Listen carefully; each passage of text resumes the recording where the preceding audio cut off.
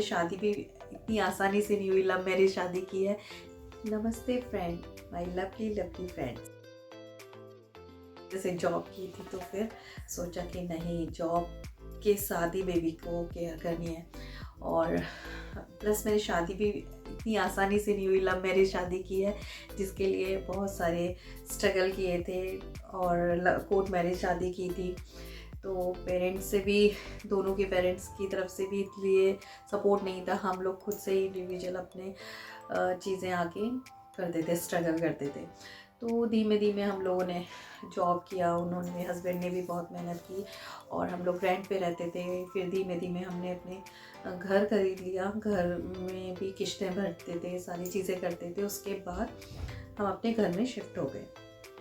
फिर वो आया कोरोना टाइम, पृथ्वी भी बड़ा हो रहा है, स्कूल में अच्छी एजुकेशन देने के लिए ये सारी चीज़ें करते थे। फिर आया कोरोना टाइम, कोरोना टाइम के बाद क्रच वालों ने भी लेना बंद कर दिया। तो वो सबसे टफ टाइम था और हम पृथ्वी को कहाँ छोड़ूंगी, क्या है। और स्कूल भी थे, ऑनलाइन क्लासेस भी थी, ये सब। फिर इसी तरह से धीमे धीमे पृथ्वी को अकेले छोड़ना शुरू किया। पहले तो मैं बहुत रोई कि मेरे बच्चे के पास कोई नहीं है, कोई देखने वाला नहीं है। फिर मैंने सोचा कि कोई बात नहीं, देखते हैं धीमे धीमे। फिर बच्चे से थोड़ी देर में बात करना ठीक हो, ये है फ़ोन से, ये सब ऑनलाइन क्लासेस। बच्चे, आपको पता है ऑनलाइन क्लासेस के चक्कर में कितने बिगड़े थे कि फ़ोन वगैरह, फ़ोन से वो गेम में पहुंच गया, गेम में उसने इतना हस्बैंड का अकाउंट खाली कर दिया, बहुत सारी चीज़ें हुई थी, ये सब चीज़ें देखी थी। चलो वो भी सब निकल गया। धीमे धीमे बेटा भी अकेले रहना सीख गया, 2 साल तक घर में अकेले रहना और बहुत ही समझदारी के साथ पूरे घर को सुबह से लेकर शाम तक देखना। आज की डेट में वो हमसे ज़्यादा समझदार है, सारी चीज़ें समझता है। तो बहुत खुशी मिलती है कि उसको बहुत पहले ही जिम्मेदारियाँ मिल गई और समझदार हो गया और धीमे धीमे अपनी चीज़ें भी बनाने लगा। उसी टाइम पर उसने बहुत सारी चीज़ें, ब्रेड सेकना, अपने लिए दूध गर्म करना, बहुत सारी चीज़ें करी थी। फिर धीमे धीमे मैंने कहा ये पीछे से गैस ऑन करता है तो डर लगता है, क्योंकि हम रहते हैं फ्लैट में, तो हमारे एक की वजह से पूरी फ्लैट को नुकसान ना हो। तो धीमे धीमे इसको काम मैंने घर में कि चल, अगर तुझे गैस ही ऑन करना है तो इस तरह से ऑन कर। इस तरह से लाइफ अब यहाँ तक आ गई है, मज़ा आ रहा है।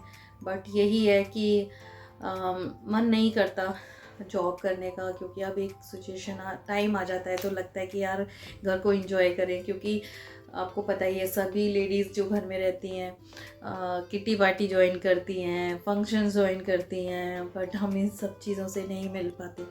अपोलो एक मेरी फैमिली की तरह है, क्योंकि हम 10 से 12 घंटे हॉस्पिटल को देते हैं और घर में 3 से 4 घंटे, क्योंकि फिर 6-7 घंटे तो सोते हैं।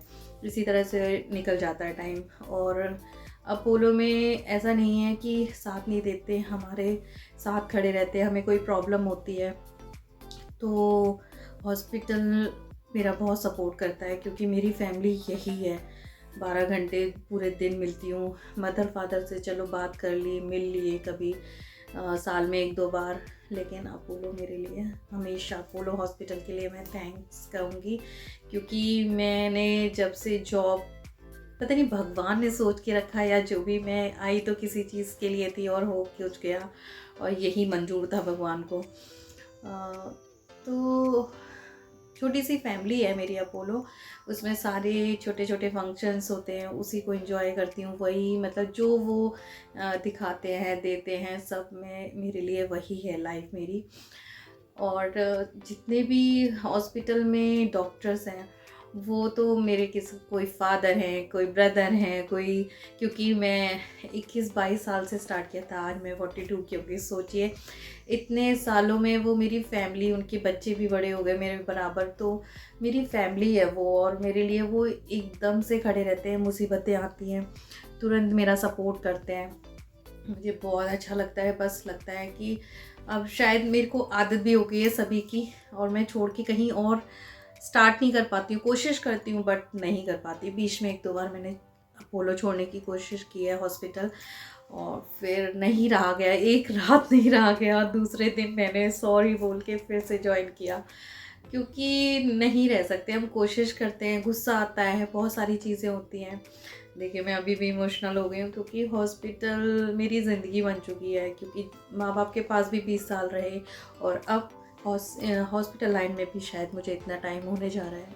तो अपोलो हॉस्पिटल मेरी फैमिली है, जैसे मेरे मदर फादर हैं ऐसे हॉस्पिटल में भी जितने भी डॉक्टर्स हैं सब मेरे सपोर्ट के लिए हैं, मेरे साथ रहते हैं। गलतियाँ भी होती हैं, माफ़ कर देते हैं, बहुत सारी चीज़ें होती हैं। और अभी भी जब तक मैं कर सकती हूँ मैं अपोलो के लिए अपना लाइफ तो कर ही चुकी हूँ। बच्चे को बस आगे बढ़ाना चाहती हूँ, अच्छा नाम करे, पढ़े, अच्छी एजुकेशन ले। एजुकेशन ही मस्ट होती है, एजुकेशन होना। और प्लस अभी आगे की जर्नी, कभी मैं आगे कुछ होगी तो ज़रूर बताऊँगी आपको। मेरी ये जितनी भी मैंने बातें बताई हैं कैसी लगी मुझे ज़रूर बताना। Thank you, bye bye, love you. Vlog अच्छा लगे तो लाइक करें, शेयर करें, सब्सक्राइब करें।